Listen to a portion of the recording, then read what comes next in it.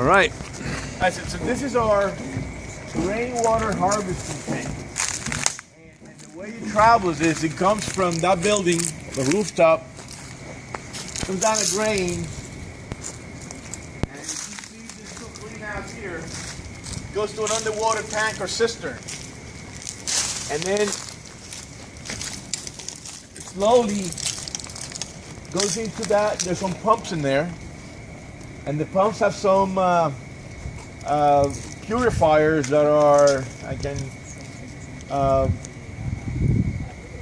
they're electrical purifiers, and they kind of take the algae out of it, and from there it goes underneath and it goes into the tank, and that's where it's all stored. It's stored in the tank. From the tank, it goes back into the building and it ties into the plumbing system of the building, and they're used for flushing the toilets. It's for the first floor of the entire All building. floors. How to compare like pressurized? Yeah, there's a bladder in there with a tank that pressurizes it to go up. What's the size of the tank? I don't remember the gallonage.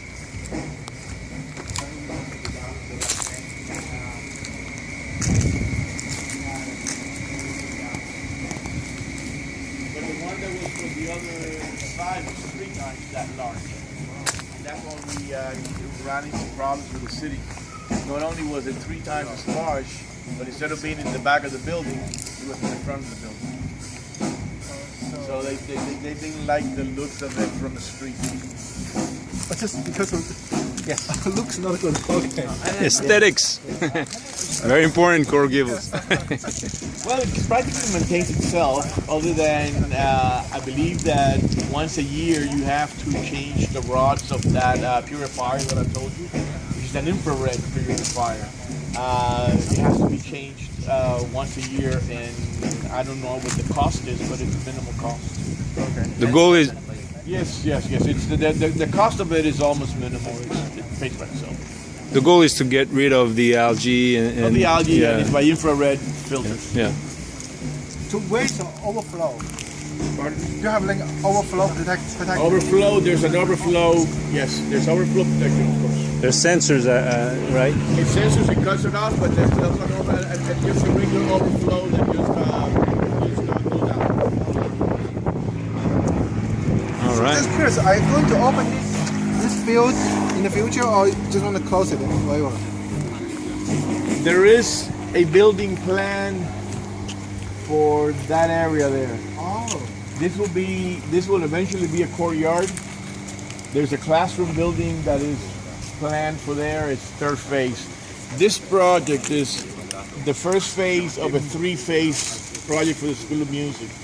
The 2nd phase is a performance hall for 200 seats, which would be by the lake. That's phase 2. Phase 3 is the classroom building here, which is also a 3-story building, and it will have a bridge from where those windows are. There will be a bridge into the classroom building. There will be classrooms in the upper 2 floors. The downstairs they're going to have what they call a black box, and a small studio for maybe like for performances for maybe like 100. That's great. And that's waiting for donations. So if anybody wants to make a donation for our next project, we'll put your name in one of the shares. So they're putting more like kind of concert space on this edge, you said? There will be on the ground floor there'll be a black box and a small performance hall for student presentations. They call it a white hall, and it's usually it's less than 100 seats. It's just a small venue, and it's mostly for the students to do their presentations and their and whatever they do. The black box is for those who don't understand it, it's nothing more like a little warehouse or